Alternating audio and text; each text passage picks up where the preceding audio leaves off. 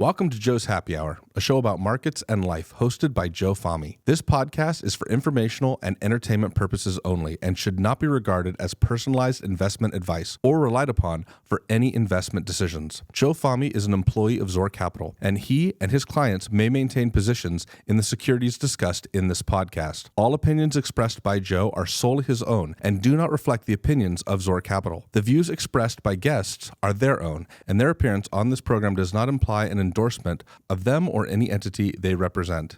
Thank you and enjoy the show. Cosmo Wilson, Greg Howard, Brent Fitz. I'm surrounded by greatness. Thank you for being here. This is exciting. We'll do a quick introduction. Cosmo, one of the greatest lighting designers, lighting directors, lighting engineers, lighting producers in the history of rock and roll, possibly in the history of music. I think Thomas Edison died and came back as you in a Hawaiian shirt. Is that fair? I like that analogy. The list of artists you've worked with, we could be here all day talking about them. Just a few to name: AC/DC, Aerosmith, Rolling Stones, Black Sabbath, Iron Maiden, Judas Priest, Rod Stewart. Have I told you lately that I love you? And most importantly, loved by everybody you come in contact with. A very, very kind soul, and I appreciate you being here.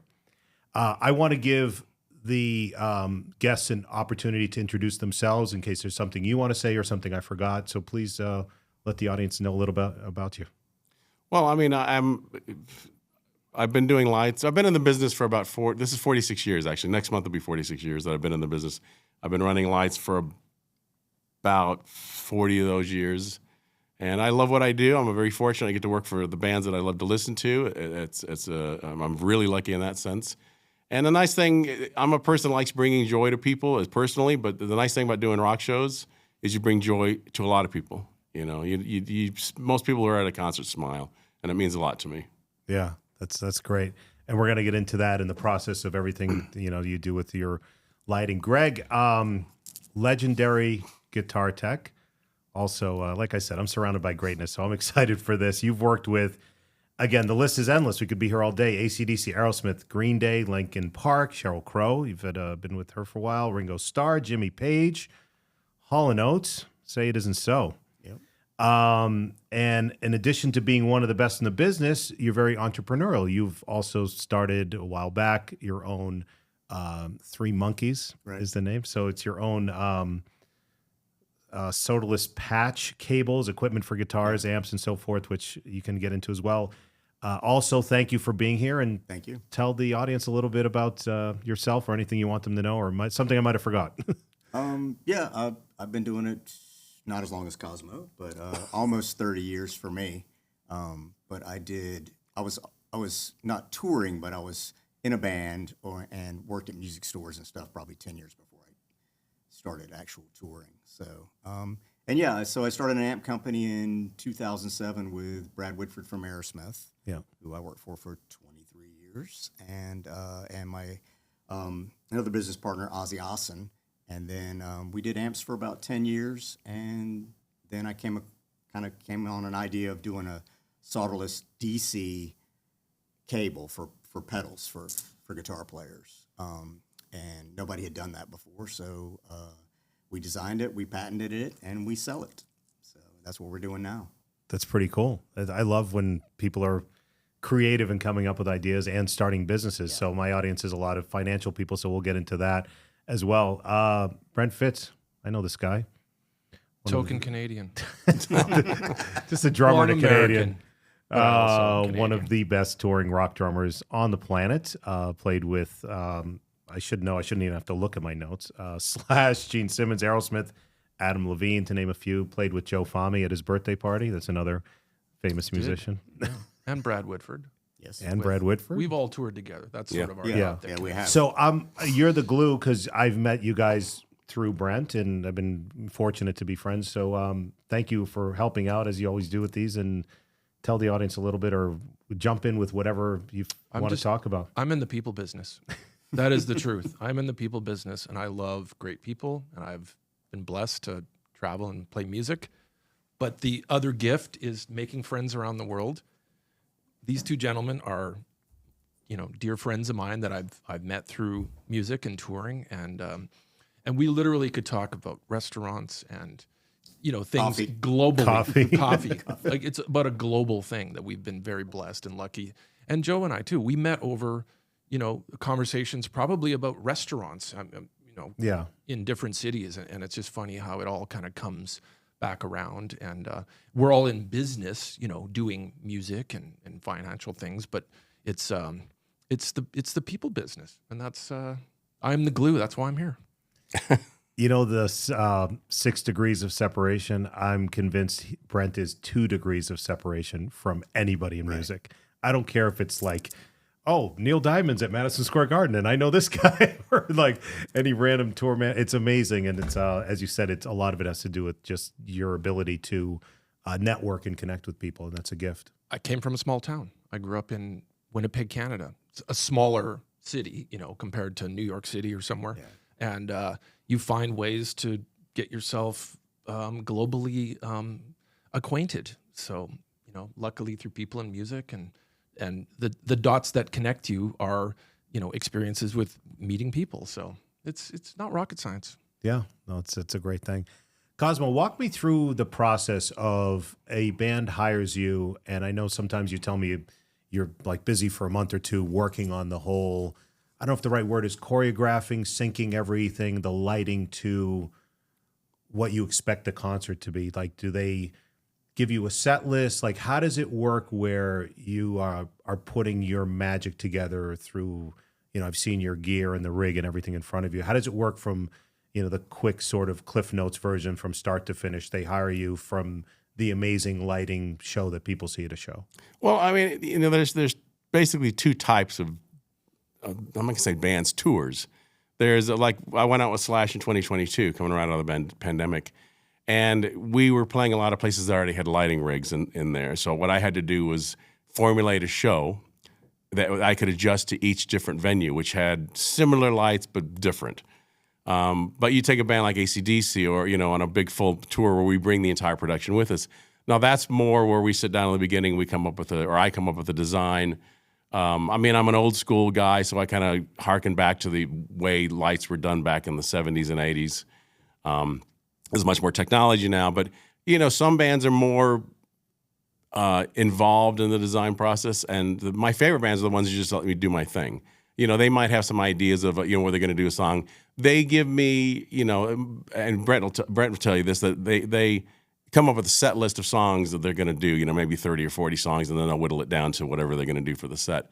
So I still have to come up with how I'm going to, for lack of a better word, program that song, the way I'm going to make it look, the colors I choose, the way I'm going to operate the song, verse, chorus, guitar solo, stuff like that. So I come up with that, and then I'll sit in a studio in front of a screen, and I'll do what's called previs, where you program, it's very, very high tech. Or I'll sit in front of like AC/DC. We were in London for a month. So I had the entire lighting rig in front of me, and we would go in every night after the band rehearsed, and we would program overnight. But every band that I work for, there's this point in time where I have to sit there and program the console so I can actually run the show no matter what the lighting rig is. Okay. One thing I've learned from hanging out with Brent and going to a lot of shows, me as an amateur concert goer, musician, I would go to the show. You kind of watch the lead singer, maybe a couple of things, but I pay attention now to a lot more because I think the average person underestimates the production behind an entire show. Like, I didn't realize there's guitar techs coming out, keeping everything going when a guitarist needs different tuning, different guitars. And I just was like, all right, I'm just going to watch the lead singer. And I didn't realize, like, I think people underestimate, the lighting just comes on, but it's all planned in advance. And there's so much more to a concert than most people would appreciate. So I think it's great. I think it's great, to get a little bit of a feel from behind the scenes. When you're working, is it a similar thing or is every guitarist different that you're working with? It's similar but different. So, every guitar player has their, rig, whether it's something they've had for years or they're putting together something brand new. AC/DC, it's the same, always. Don't change it. It's not broken. Don't change it. Just the same guitars, same amplifiers, same speaker cabinets. Everything's the same. Whereas with like Brad Whitford, we would come up with different stuff. Not every tour, but most tours we'd come up with, kind of thought this would look cool this year, and this would sound cool this year. So just change it. Are some guitarists where, because depending on the set, where maybe they need an acoustic, maybe a double neck guitar, maybe whatever it is it like is it too much overkill when there's like 12, 15 guitars that you need to work with? Do you like it more simple, or is it? Yeah, I mean, AC/DC is probably the simplest. I basically have Stevie plays one main guitar, and then if that goes out of tune, we switch to his backup for one song. I retune and then give it right back to him, give him the main one right back, and that's it. There's no alternate tunings, no capos, none of that. Now, Okay. When I work for Sheryl Crow, there's alternate tunings, slide, capos, acoustics, 12 strings. I have almost a guitar change pretty much every song. Oh, wow. And it's not just because, I want to play the blue one. It's not that. It's I have to play this because it's in a certain tuning for this song, or it has a capo on the 5th fret for this song. Okay. Anything from working with them, any sort of observations behind the scenes? Like I said, a lot of people just watch the concert and don't realize, and I want people to appreciate what's going on behind the scenes. I like what you said, Cosmo, about being when you've been doing it a long time, and you could say the old school factor of working with gear from back in the day and the evolution of things technology-wise change. But some of us that have been around a long time, like musicians that used to record on tape, that use mostly the digital world now. And for Cosmo's lighting rig, if you are going to go to see the current lighting show, which is Cosmo's on the AC/DC tour, it's like literally the best of the best gear right now, right? Yep. It's cutting edge. It's the newest technology of cars. We all love vintage cars, right? But the technology of a new car and having to be a fanatic of, if you like cars, but you're working with modern technology. So, and same with amps and digital things. Like our music world is a digital world as much as it is, the old school, don't mess with it, don't change it. But so I love the fact that, these guys do care about technology and are very up to date on the current thing. And you have to adapt. We're like, chameleons in a lot of ways. Like the light show with AC/DC is going to be the best of the best, right? Yeah. It's just the way it is. It's new technology, but I use it in an old school way. Exactly. Do you use AI at all in your work? Any artificial intelligence, any AI software, any AI? Like, I'm just, because I know it's involved in almost, or No, slowly. I mean, I'm sure there's applications for it, but I mean, you have real intelligence, so we don't need artificial. Well, I also intelligence. there's a thing, they use time code and they run the show, they program it and then it runs along with the songs, like everybody click track. But my show, I program, it's like a car. I don't fire every cylinder, but I still drive it. And that's kind of what I do with the lighting console.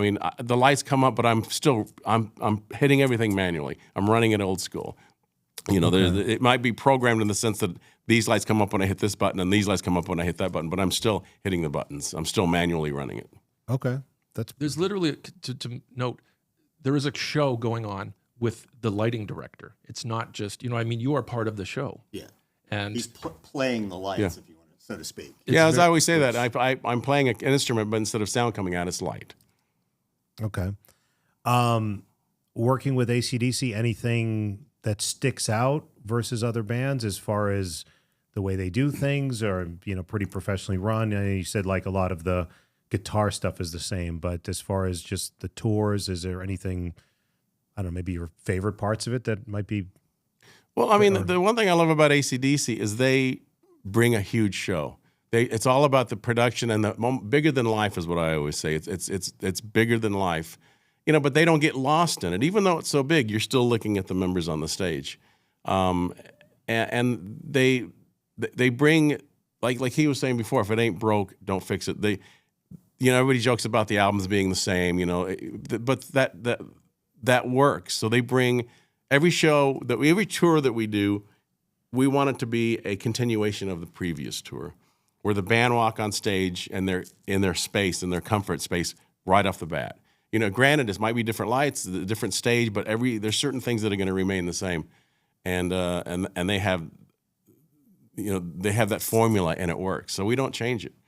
I mean, I even try to use the same colors in some of the songs. I mean, I'll change stuff up and stuff like that, but the AC/DC is very straightforward, rock and roll, get up there, play 21, 22, 23 songs. Yeah.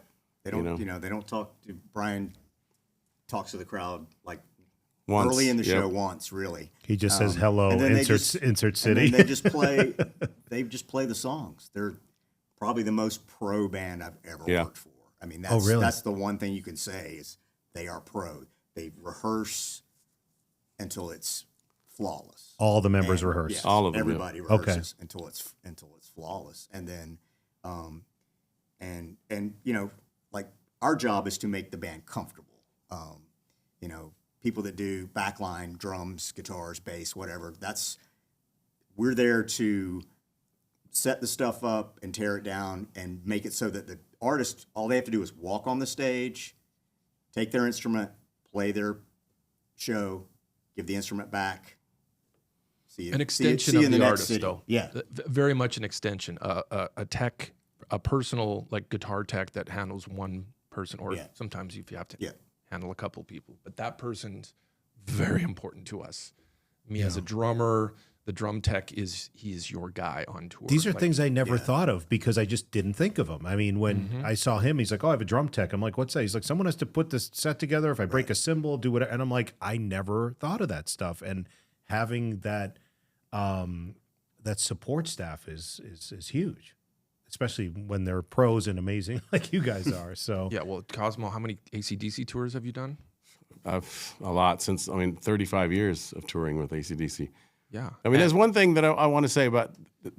I always say this about bands in general. AC/DC, Angus Young, Slash. They pay me not so much to run lights, but so they don't have to think or talk about lights. And that's what I want. I want Brent to go up on stage and play the drums and not think about lights. I want Slash. I want Angus. I want them to go up and do their thing. They're about performing, and then they have all these other people, techs, lighting, sound, that are doing their job. And that allows them to think about one thing, the best performance they can possibly do. So they can just focus on what they do best. Yeah. I will say, so Cosmo and I did the Slash tour a couple years ago. And Greg and I had done Woodford St. Holmes a few years before that. And so there's been plenty of shows and plenty of lights, burning in the back of my head on stages. Not so much now because it's mostly LED, which doesn't give off heat, which is kind of an important thing. As a drummer, I have been burned and singed a million times. Because you have all the fans and everything around you, Well, to cool it if it's hot. But anyway, so I remember distinctly on the tour we did recently together that I was actually playing and going, going on behind me because it was so good. And when you have someone that is next level and just so good at their job, you notice it. Even though it's always consistently at a top level. But I remember like it was such a pleasure to go, well, Cosmo's just that one level up. So you don't have to worry about catching on fire while you're playing. It's a nice thing to not have to worry about. It's top of the pile stuff. And when you get to be part of it, because I'm like plugged into Cosmo's light show in a way, even though I'm part of the band, it's like we were blessed to have Cosmo on tour with us. And it's kind of a cool thing to be like, the lights just look way different. It's, I do remember you saying that now because you came to some shows. You were with some other, and like it was just a quick tour, and you're like, we were so lucky to have Cosmo on the tour to grab you for like a couple months. I know. Greg's busy to get one of these guys on your tour because if they're doing AC/DC, there's something that happened before and it's already happening after. And that's the interesting thing about the business is, and interesting for musicians because sometimes musicians, it's almost harder for the consistencies of work unless it's your band. But if I'm getting hired and coming into different tours, sometimes it's like, yeah, but he's got the wrong hair color. And he doesn't play the right. It's weird being a musician sometimes getting jobs because there's more subjective things. These guys are always working and always being called, and you're off one plane onto the next one for a different artist. It's pretty magical. The gypsy pirates that these gentlemen are is pretty spectacular. Told me years ago. He goes, "You're lucky. You can just go work for another band." He goes, "I'm kind of stuck. He's in Aerosmith for 50 years, I mean, he does his side projects, the Woodford St. Holmes things and other things he's done, but you're right. It's harder for musicians Like your sometimes- resumes read so long Right, and right, so fulfilling of all Oh, these the list of fantastic bands, artists. yeah, is Well, and you everybody can work, wants you. you can work as much, you know, you get to a certain level, you can work as much as you want to, basically. You know, I'm 60 now, so I don't, you know, I'm not advancing the next tour immediately after, you know, like when I was in my 20s and going, oh, you know, yeah. So I'll be done on Thursday. See you on Saturday, you know, to go to the next tour. I'd rather just be off for a little while. But you can pick and choose. I can. Yeah, I That's can. the I do blessing. that. I do that. We're older guys now. We've been doing it. Yeah, and you can ask if you want to do a gig, you can put out feelers and say, "I'd like to do this. Do you need an LD or do you need a guitar tech?" You know, or you just put it out there. that's cool. Well, the thing though too is that also to mention is after a certain point you say yes to everything because you're Yeah. wanting to get Yep. experience in the business. You start out playing in a band or as a guitar player, and then if it doesn't quite work out that your band is going to be the biggest thing in the world, and working in on the crew side or tech, however it works out, the survivors that you guys are is because now everybody wants you because you've done the last gig you did was, I just happened to be on the Rolling Stones or happened to be on AC/DC. It's like, it's the referral business. It's crazy how awesome that does work. Well, it's So great. you're not auditioning for gigs. No, it's crazy how, even with the technology we have today, you're as good as your resume. You're as good as your last gig, and there's no employment agency. There's, I know certain people that are, maybe plugged in with different management or production managers or something. If a production manager likes you, a lot of times he'll come to you on the whatever current tour you're on. He goes, "Hey, I'm doing this next. We could use a guitar tech. Would you, do you want to do that?" So that's, nice. But otherwise, it's phone calls and email or just walking around talking to people on the last week of the tour. "Hey, what are you doing next?" "Oh, I'm doing this." And I'm like, "Oh, maybe I'll call that guy and see if I can get on that." It's an odd business to have been in for almost 30 years. Well, it's different than, you go to university and you get a degree, you work for a company. Like, we cannot relate to that. No. Yeah. No. Definitely not. It just doesn't exist in our business. It's the referral business. Quick question before I forget: when they're rehearsing, and you said they're about perfection and rehearsing, who's the boss? Who's the leader when they're rehearsing? Who's the most vocal in AC/DC? Is it In Hank? AC/DC, it's it would have been Malcolm. Yeah. I've been around after Malcolm has left the band, but now it's Angus. Okay. Essentially was. But it was Malcolm before. It Yeah. was Malcolm. Okay. Yeah. Yeah. It was basically his band. Interesting. Okay. The way Yeah, his death left a big void, Yeah. not only in the band, but in the leader of the band. I mean, he was the quiet leader of the band.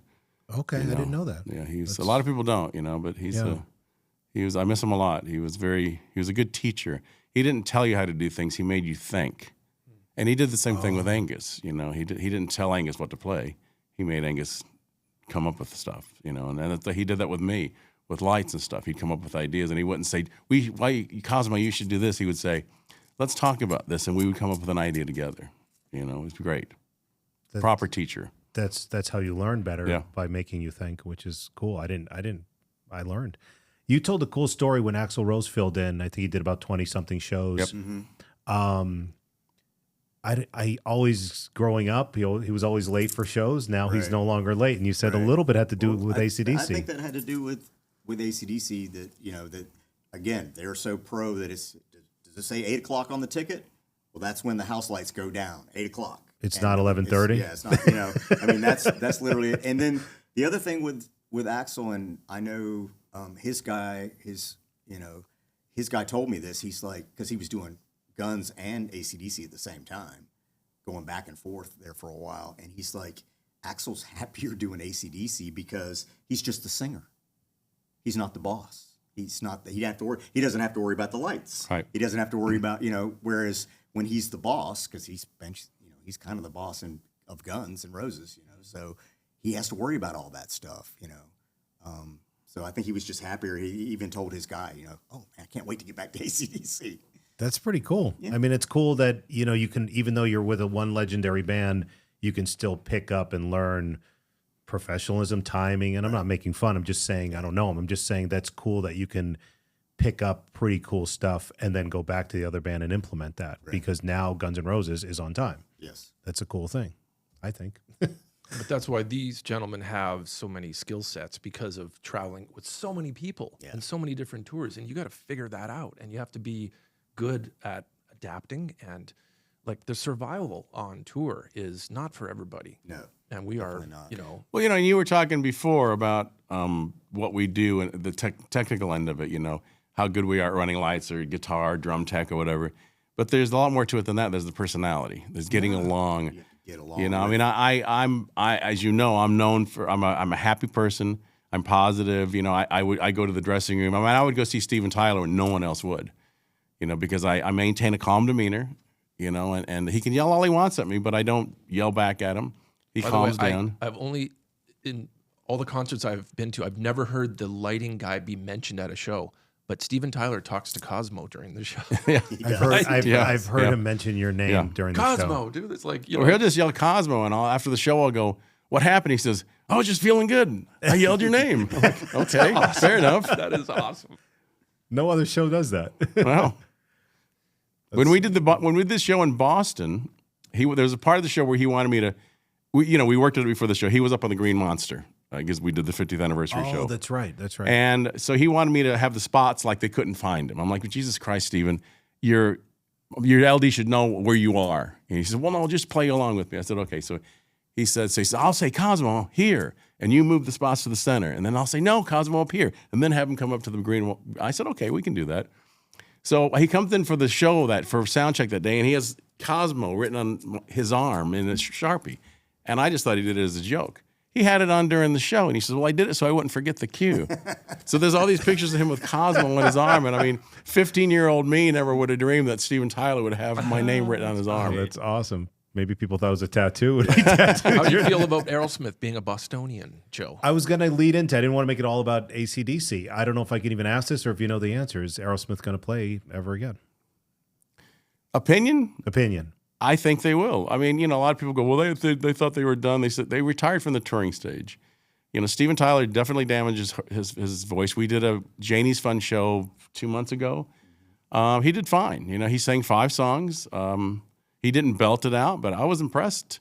He can still sing. It's just the consistency and, the forced tour where you have to sing every 2, 3, 4 days, But I mean, even they've said they would, there was an interview with Joe Perry not long ago saying, we think we can do another show. I mean, I always said, do what Billy Joel does. Let's do a show at the Boston Garden once a month. Right, once a month. Residency at the Garden. Yeah, I mean, it's. And what happens? So you're busy right now, and then Aerosmith says, we want to do some shows. We need you guys. This is a good problem to have for you two. Well, I mean, unfortunately, I didn't even think about that. So they have to plan around what you're doing. Yeah, well, it's like Joe Perry wants to do a little 2-week tour, and he was waiting for. Because Trace is in Tom Hamilton's band, the guitar tech for Angus.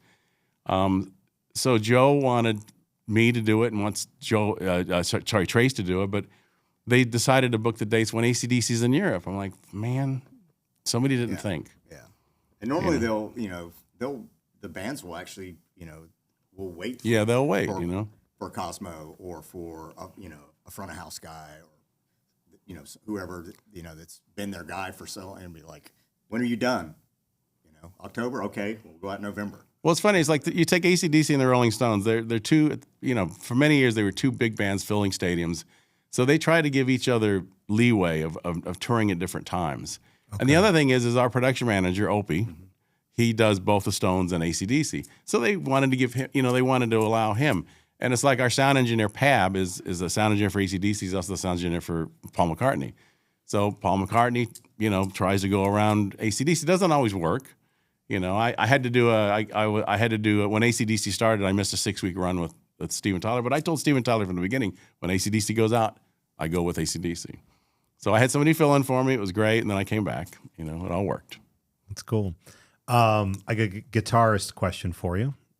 Your top 3 guitarists and the top 3 you've worked with. That's hard. I was going to ask you one, but I didn't want to single it out. So it's hard. We'll start with I'm a huge David Gilmour fan. So that would be one. Honestly, growing up, Joe and Brad Aerosmith. Yeah. You know, I kind of put those two together because there is they're inseparable to me. And when you listen to the records, a lot of times you're like, I don't know who's played that. You know? Yeah. And sometimes I don't think they know. And just from working for them live for so long, I hear parts where I know Brad played this part on the record, but live Joe plays that part because Brad's playing a different thing. You know, wow. but they can sound like each other even though they have completely different styles. When Brent opened for Slash on one of the Aerosmith tours, and I was lucky to sit up close, I didn't realize how many solos Brad played. Yeah, Because, Yeah. again, I'm just talking simple-minded, amateur musician. I was like, oh, I'm rhythm. I'm like, he's not a rhythm guitarist. He's like one of the best ever. Yeah. And I underestimated how many solos he plays. Yeah. And third one, Stevie Ray Vaughan, maybe. Yeah. You know, I always like that. Any underrated guitarist that you've worked with that, might not have like that Eric Clapton name, but is like I worked for Ty Tabor early in my career from King's X. Okay. You know, and Brent will probably tell you that like musicians just, King's X is like the musicians band. Remember on the Kiss cruise? Yeah. Everybody that was a everybody. musician. We watched King's X on Kiss. Every night. Had them as guests on their cruise. We were there with Whitford St. Holmes. Yeah. Everybody was right. like, And Brad Whitford went Yes. every night wearing a King's X hat. Yes. And he's because he knows, That's and, respect. And that early in my career got me gigs, believe it or not, because guitar players would be like, if they were saying like, oh, we're thinking about hiring this guy. Oh, who does he work for? And they'd say, oh, he worked for King's X. And they'd be like, oh, give me that guy. Yeah. Honestly, that's the way it's been that way. And as far as people I've worked for, also underrated, great person, great player, Colin Hay. I worked for Men at Work. I worked for him on the Ringo's All Stars a couple years ago. I saw that show in Vegas. And He was the secret weapon. He's a secret weapon. So I worked for Hamish Stewart too, who was an Average White Band, another secret weapon because he plays Absolutely. guitar and bass and sings. The Ringo thing I think it's fabulous because he always gets the top The best, best players, and everybody gets along. Everybody has fun. Everybody laughs. There's no egos or anything like that. There's no egos. I find that having worked with Ringo Starr, and I did Black Crowes Jimmy Page in 2000, and worked with Jimmy for a little while. Not worked for him, but I was on the tour with him. I tell you what, the older English rock stars are some of the nicest people you will ever meet. They were same with the AC/DC guys. Yeah. Everybody's super nice. They say hello to you. They're not ignoring you. They're not, you're like, oh, you're beneath me. No, they're just really That's awesome. nice That's people. great to hear. Another person I work for that I think is great, John Oates. Yeah. Yeah. I Great love guitar, John. Yeah. Great people don't. great piano player too. Yeah. Daryl's the piano player. I'm sorry. But- I was but thinking Daryl. Oates Sorry. Is Oates is the guitar. the guitar, but Oates yes, John right. Oates is the secret weapon. That's sorry. Is I another was- one. I was- And so and Brad Whitford too. Secret weapon. Yeah. So Yeah. Did you have any follow up to that, or I know you've worked. I with just some- love hearing these stories. I love hearing these stories. All right, so you guys have toured the world many times. Outside of the U.S., if you could retire tomorrow and live anywhere, where would it be? Man, there's Any city that just jumps out that you say, you know what, I could live here. well, I mean, it's funny I love Germany. I love Munich. And I actually had an apartment there for a few years back in the early 2000s. Okay. There's a lot of great things about Europe, Spain, Portugal. There's a lot of great places in Central America, like Costa Rica is beautiful. There's parts of Mexico. I love Brazil. I wouldn't want to live there, but that's just, lovely people and it's just stunning, the rainforests and the beaches. But it's funny. My wife and I have talked about retiring somewhere, and we think Vegas. Yeah. We keep talking about Vegas, but we do talk about when we were in Europe last summer, I was like, man, I love it over here. Or even on the tour schedule, not necessarily to live, but I know you're always just sometimes waking up and not knowing what city you're in, but on the tour schedule, someplace that you see on the schedule that you get excited to maybe go to. Would it be some of those? Anything for you that sticks out? Or? I like Budapest. I agree. But I haven't been in a while, so I may change my tune next time I go. But Well, it's like- and then we're going to Estonia on ACDC Yeah, this summer. I haven't been to Estonia since the '90s, but it was just a beautiful place. And safe to assume you gentlemen have both probably been to 50 plus countries. I've been to 83. Wow. That is freaking impressive. That There's only is- 200, I think. So you've been, Yeah, I you've know. been to half. Well, I'm not even half exactly. Most people, You know, I mean, you don't never- play. Well, some don't count. Some like are being, are outlined on the map as we speak. Yeah. It is such a blessing, though, right? As touring people in the entertainment industry to get to go to these places because, an average person that plans a vacation or whatever to go, hey, I would like to go to Budapest. Yeah. How about the fact that Cosmo has a tour? He's such a historian. He's got a tour. If I'm in Berlin on a day off, what am I doing with you? You're going to go on the Cosmo on history tour. Exactly. Explain it. Every time. I want to Explain hear it, about which this. everyone else gets Well, to go. I mean, first of all, when I was a kid, I remember my grandparents before I was born. They took the SS United States to Europe, and in like 57, 58. I was born in 61, but they talked about it back then. People went to Europe once in their lifetime. It was a once in a lifetime. And so I always dreamed about going to these places. And I'm looking at, I had those little like geography books and about countries and cities. And I was always intrigued and wanted to go. I wanted to see these places. And I'm also a big war buff, in World War II especially. So the minute I started traveling, it was incredible seeing these places. They weren't pictures in a book or on a movie screen or TV screen. It was real. I was there. This happened here. When the wall came down and I stood where Hitler's bunker was, it was like, this happened here. Hitler died here. This man who did so much damage to the world, it was real. All of a sudden, it was real, tangible. So I do these things on Facebook. I call it Then and Now, and I take a picture of like Hitler walking down a stairway, and I take a picture of the same stairway now, and I put them next to each other, and people are like, "Oh my God, this is incredible!" All of a sudden, as I said, it makes it real and tangible. So I try to. Ever since I started on the road and the big road in '86, as I say.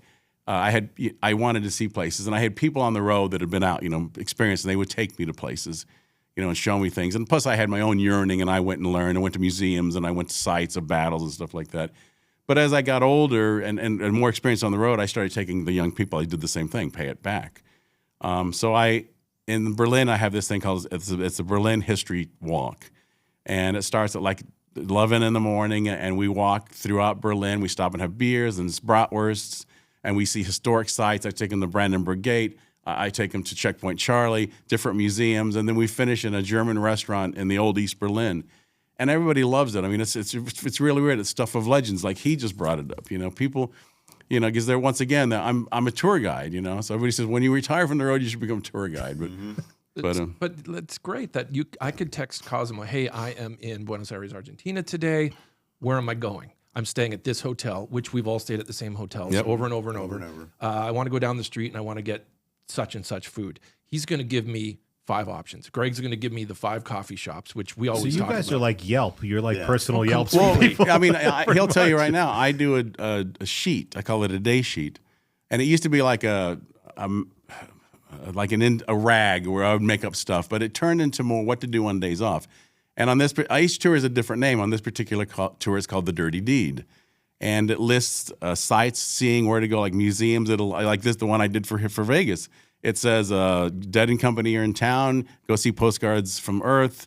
This is happening. If there's like sports in town. And then I list a bunch of restaurants that I like. I mean, Vegas is hard because there's so many places. But this is my steakhouse. This is my Mexican place. This is, and I always try to keep it close to the hotel.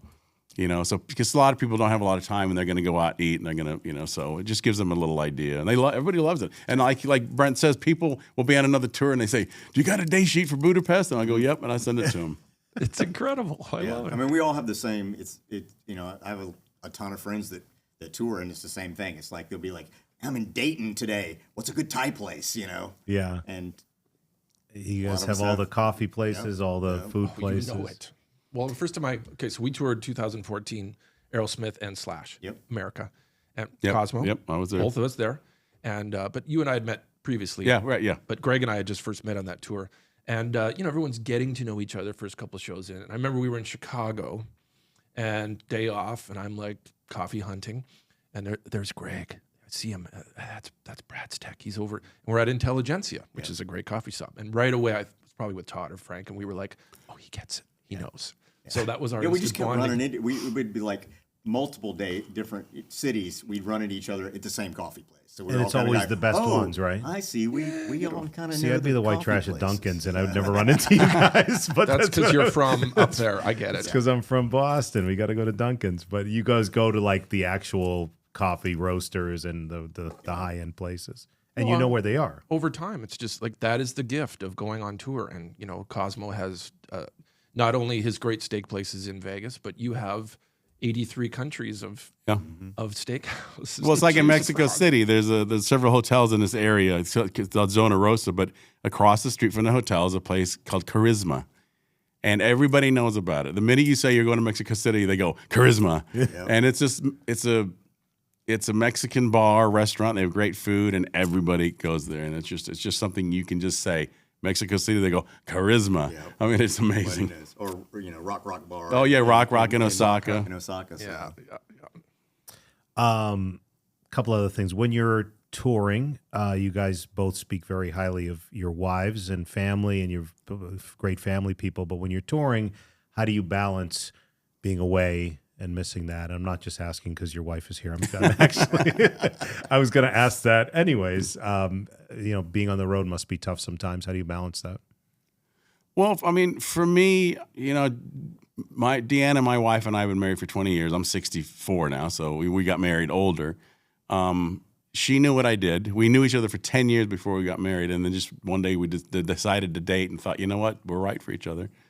So she's independent. We don't have any children, so that's a big help in that sense.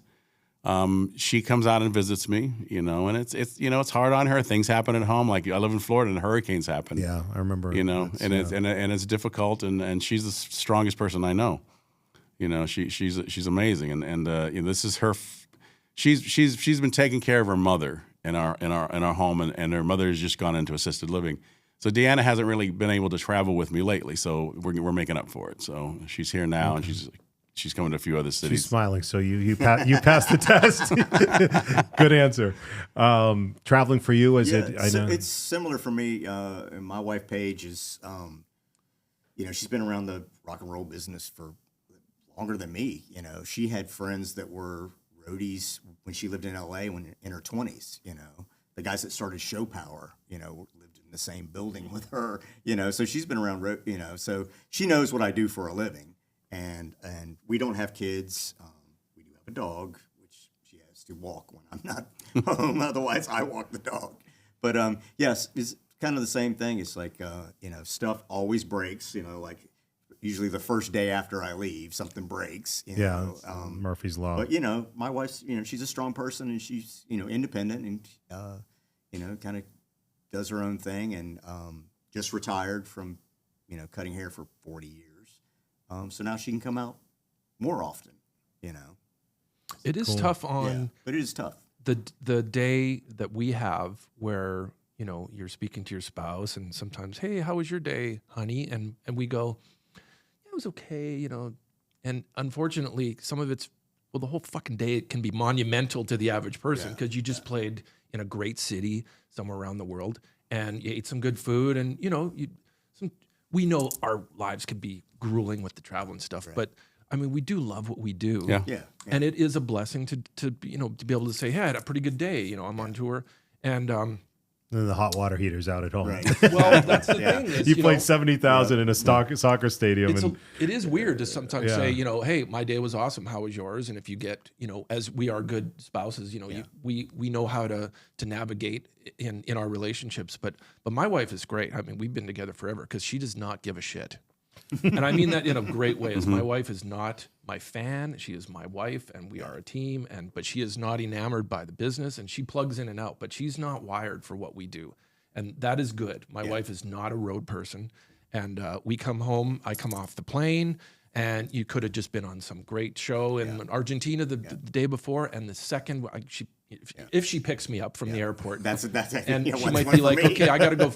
My wife has a horse, and we're gonna go feed the horse, and I'm gonna get dirty all of a sudden right off the plane. It's like, yeah, but I just played an awesome gig. She doesn't care. Yeah. Right? Mine's You know what I mean? Mine's the same way. Yeah. So, It's like, oh, great, you're home. Okay, so this needs fixing, and this needs fixing, and this needs fixing. And, It's reality. Well, Deanna always has me bless the house before I leave. Right. So be nice, say nice things about the house, tell the house you love it. It's funny. We've lived in our house now for 16, 17 years, and we've been struck by lightning twice. And I've always been on the road. One time it was the day I left, not the day after. This day I left. Wow. And I was in Europe last summer, and lightning struck and did $21,000 worth of damage. Fortunately, no fires or anything like that. But the pool pump was out, so I'm here over in Europe trying to get the pool company and the insurance company and stuff like that. So it's another thing I learned from Brent is the rock star life everyone thinks is a certain lifestyle. I'm like, no, we're all human, or not we, but they're all human like everyone else. We just don't get to sleep on our own beds a lot. That is one of the downfalls. That's it. Brent has mentioned Gene Simmons as far as a influence for more than just music, like a mentor, learned a lot, business, life, and stuff like that. Anyone, I know you mentioned Malcolm being kind of a leader earlier, anyone music that you've either worked with or come across that you've learned a lot from, like nothing to do with music, that strikes you as like a mentor, a very wise person, one or two that you can think of? Well, for me, there's a guy named Patrick Woodruff who is a big He's a lighting designer, show designer. He's done the Rolling Stones since the late '80s. He's done AC/DC. He does a lot of different bands, but I've worked with him for a long time. He's a mentor. But I tell you what, I worked for David Lee Roth in the early '90s, and that I love him. He gets a bad rap, and he is crazy sometimes, but he's a teacher. And I got really close with him, and he's here. It's not just being a teacher; it's building you up and giving you confidence. Because a lot of, especially rock stars and stuff, they don't necessarily give you confidence. They make you worried. They scare you and stuff like that. And it also depends on who you are and how you deal with them. Like Steven Tyler, I've seen him make people cry, men and women alone. But for me, he's trying to make you better. Sometimes he goes a little too far with stuff. He doesn't make sense and stuff, but you understand it. You just have to reel him back in. But in my career, and I've reached back to people who were there early in my career, and I said, "Thank you for pulling me up instead of pushing me down." Because there's a lot of people, and people don't realize how much impact they have. And now I'm becoming a mentor, and I have young people say, "I became an LD because I saw AC/DC or I saw Aerosmith," and I make sure to take that time because are there particular mentors? Yes, but I found there's a lot of people that I worked with in the early days and to this day that still help build me up and give me confidence. That's a beautiful thing to hear. Anyone for you that sticks out, or Pretty much, I learn from everybody. Yeah. We learn, new stuff every day because we're, even though, we have a set stage and whatever, it's always a different load in. There's a different, and I do a lot of, so when I'm home, I do a lot of woodworking, and I've remodeled a couple of houses, and my wife's always like, "Well, how did you know how to do that?" And I'm like, I didn't know how to do it. I just do it because that's what we do on the road. It's like if you show up at the gig and you're like, "Oh, I didn't realize that he broke this guitar last show," I got to make it. It's got to be playable for the show. However, I have to make it playable. The show's still going to go on at 8 o'clock or whenever. Yeah. So there's no excuses on the road a lot of times, or most of the time. anything for you before we get into Taylor Swift? Because this is just for the views. I have to talk about Taylor Swift so we get more clicks. Because when you mention Taylor Swift, I'm saying Taylor Swift again. This is a list of the highest grossing concerts ever. It wasn't homework. It was just more information for you guys. Highest grossing concerts ever. Brett and I have talked about this, and it's, Guns N' Roses, Stones. But what's amazing is Taylor Swift is more than twice. And U2, Elton John's obviously legendary. Any thoughts on the craze there and like the tour, or if you've been in touch with anyone from that, or any just thoughts? Have you been asked to tour with Taylor Swift? No. I mean, I like Taylor Swift. I respect her. I think she's an incredible performer and has come a long way. I mean, a lot of people give her a hard time, and it actually pisses me off. Can't if you don't argue like with her music, fine. Can't argue with Somebody success. said, I wouldn't watch her if she played in my living room. I'm like, well, you don't have to. Why would you even say something like that? Yeah. I was going to say this before. We're talking about the mentors in our industry. These guys and women are hugely successful. They didn't get where they were just by luck. They worked hard. They're smart. There's so many things that so they're a mentor to us because of their success, even in that sense. And that's what I look at these people. Taylor Swift, incredible. She's and she seems like a very good person. Which makes it even better. Yeah. And stadium sized. Yeah. You guys have been lucky to be around a lot of stadium sized success. And it's very few people get to that plateau of stadium. Well, I want to tell you a little story that I always tell. But Please. For me, a point in my life where I realized how great it is what I do. I was out with the Rolling Stones, fresh LD. We were in Europe and we were in Berlin. Here we go. We were at the Olympic Stadium.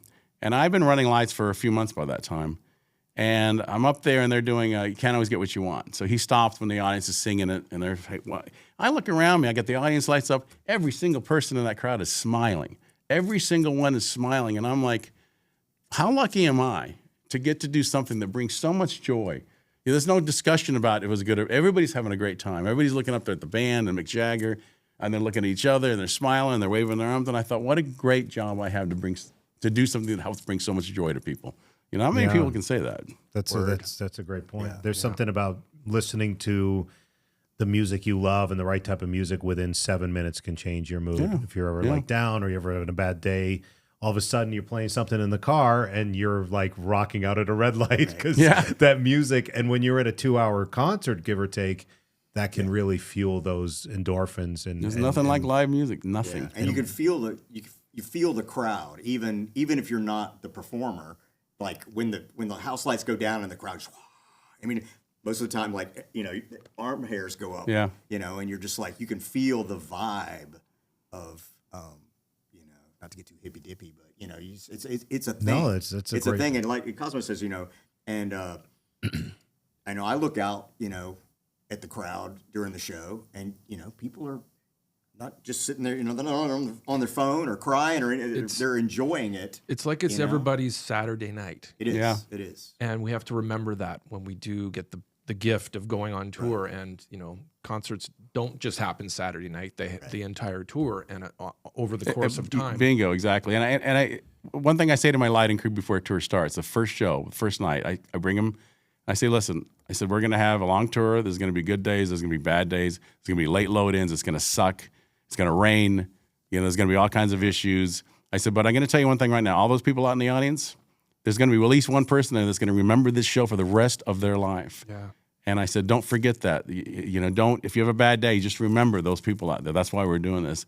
And I said, I guarantee you will remember a concert to this day that you went to when you were young, and you still remember it. And I remember my first concert ever, ironically, was AC/DC Fly on the Wall tour. Okay. Oh, wow. And it was at the old Boston Garden, which was originally built for boxing. That's why they had the balcony would hang over. Right. And I didn't know about the cannons for those about to rock. And I'm in the balcony, and I'm like, I don't know, 13, 14. And I'm like, what is this cannon? Like, literally, I don't think they worked out the fire code at that time, because that thing was in front of my face. I was deaf for 2 days afterwards, but I remember that. Yeah. I don't remember what I had for dinner last night, but I still remember that. Well, that's show. the thing, and how it made you feel. I mean, it's important. It's not at least one. It's probably 25% of the crowd. Well, bingo, exactly. We'll never forget that show. A lot will remember, but we'll never forget that just show. like you just talked about AC/DC Fly on the Wall. You remember that moment that the cannons. Well, there's a cannon in my face. How do I forget that? It doesn't happen. I've still got confetti from I saw Kiss in 1976, and I still have confetti.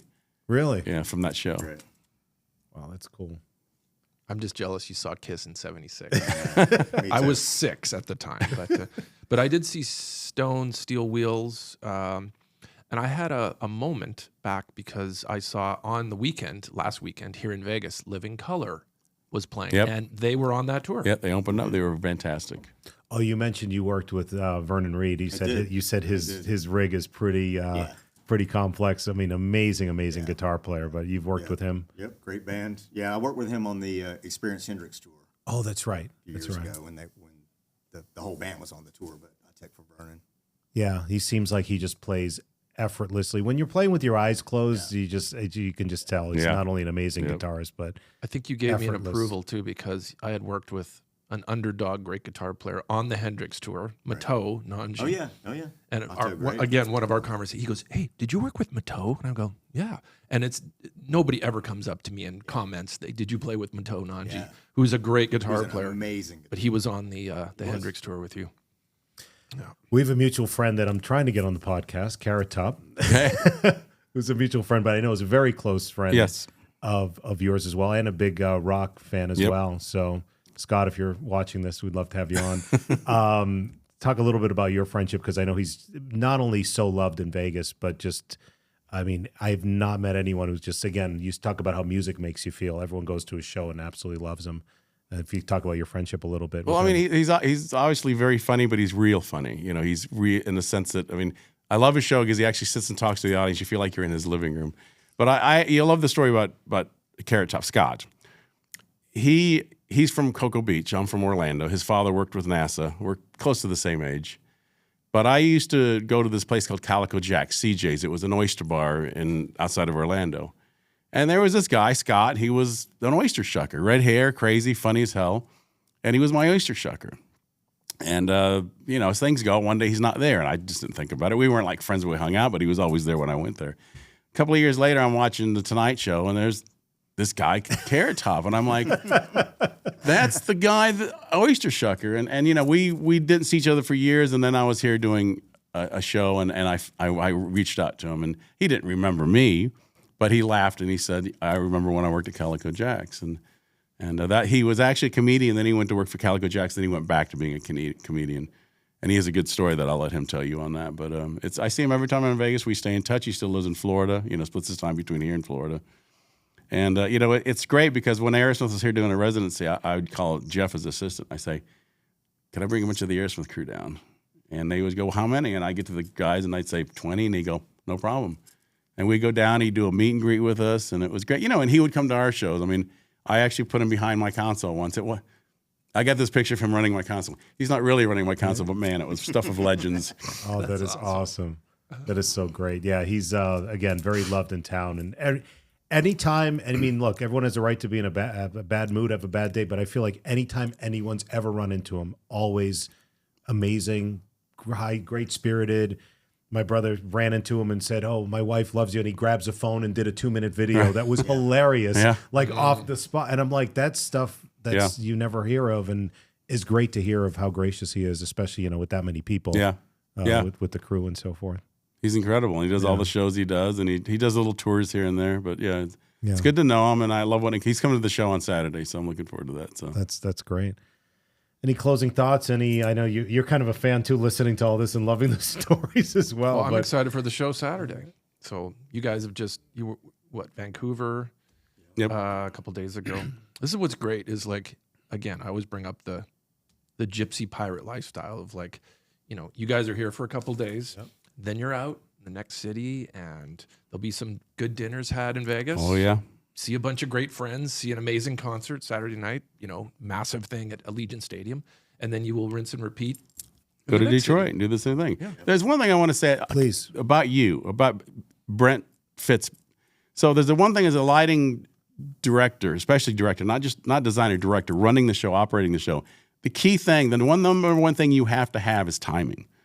So it's almost that you got to be a good drummer. I mean, I can play drums, but I've never, But for me, the key is playing with the drummer, watching the drummer. And there's a lot of drummers out there. And this is honestly, and I've told him this before, he's one of the top drummers I've ever, I shouldn't say, let me rephrase that. He's one of my favorite drummers to run lights for. There's just something about his style and the way he plays. Another guy is Jason Bonham, is another guy I love running lights with. Yeah.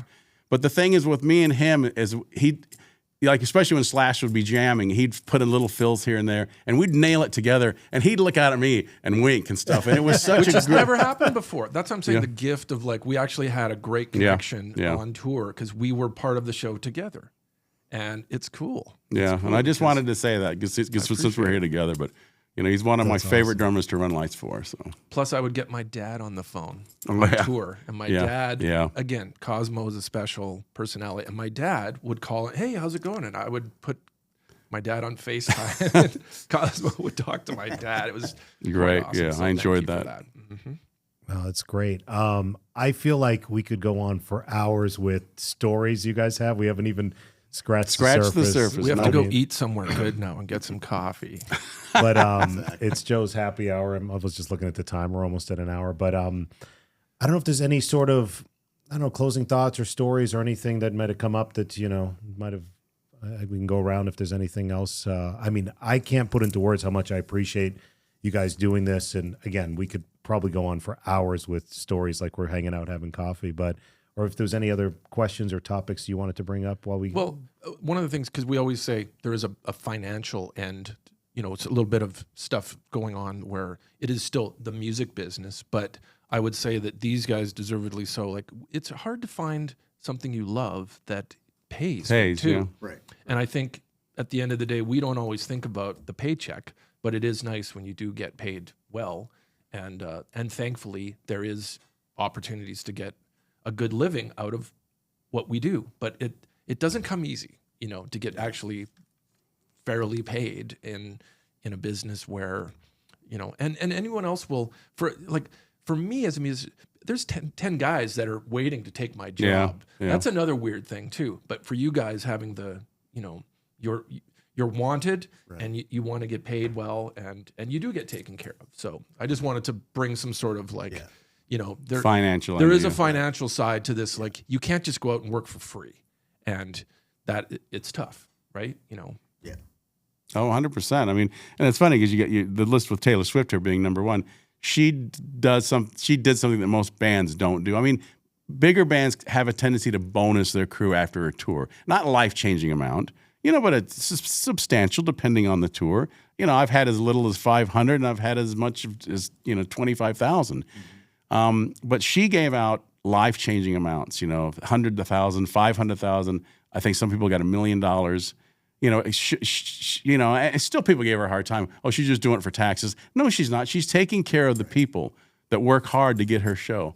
And I thought, what a great thing to do, and it's I hope other bands take notice, but I just thought that's what, bringing up the finances about it. I'm lucky. I always say, follow the passion, the money will come, and not the other way around, and so I've been very lucky in that respect. Those are great thoughts. Anything else for us? I'll leave you with the last word. No pressure. No pressure. No pressure. Talking about or extending on what you were saying, it's funny that some of the smaller tours I've been on had the best bonuses, and some of the artists I work for that I just work off and on with, will send me a Christmas gift every year, and it's just it's really nice, to be appreciated. Yeah. Yeah, I think even some of those smaller tours sounds like you become family. You do. And I've been beyond grateful to meet a lot of people through Brent, guys like yourself, and keep in touch and go eat and go hang out and go to shows. And I guess one last thing, when you go to concerts as a fan, can you enjoy it, or do you have to watch all the... I was going to say, is my wife, did my wife give you that question? She's always like, shut up. No, because I know my wife says you ruin it. She goes, "Don't ruin the concert. Because Don't ruin the show." Like I said, I played drums in high school in a cover band, but I usually watch a drummer, the singer. But because of Brent, I'm watching lighting, sound, guitar techs, drum techs. But as you go to as a fan, you're not working. You're going to a show. Can you enjoy it? 9 times out of 10, I enjoy it. I mean, I still, my wife will tell you, you're full of it. I do critique the lights. And I'll look up and I'll turn to her to say something, and she'll go, she'll just look at me that look, and I go, okay. All right. I'll behave. I'll just shut up and enjoy the show. I try to enjoy it without trying to put too much, the business into it. But I picture it like Terminator, where your minds are running and you're watching the screen, but there's like 100 different things, and you're like processing a lot of stuff, which, because you guys are pros and this is what you do. Well, I mean, the thing is, from my perspective, when I watch a show, I look at, there's 2 things I do. I think, oh, I would do something different there, but that's my artistic, way I see it. And then I'll think, oh, I like that. I'm going to steal that and use it on my show. Exactly. And I try to, if I do go to a show, and the lighting guy's great or the sound guy's great, I make sure I go and tell them that. Yeah. and they, whether they're a friend of mine or not, a lot of times they are. But I just went and saw My Morning Jacket, which is a band I worked for like 10 days one time. But my buddy's the front of house guy that I've known since I was in my 20s. But I went and I told Cosmo this. Yep. But Mark, their lighting guy, just a tremendous show. I mean, it sounded great too. I mean, they're a great band, sounded great, but the lighting was really good. Well, so I made sure to tell him after. And so Mark Janowitz is an older LD. He's been around, but Rob Koenig, who is the LD for Metallica, his first big tour he was doing Deep Purple in the early '90s, maybe. And I went to the show at the House of Blues, and he knew who I was. I was already, I was, AC/DC's LD, and he did a great job, especially in the House of Blues with the local lighting rig. And I told him, and to this day, he tells that story at how much it influenced him, how much confidence it gave him that AC/DC's LD, Cosmo Wilson, told me what a great show. So you got to think about that thing as well. You know what I mean? It's once again, you're being a mentor without realizing it. Awesome. That's a beautiful note to end on.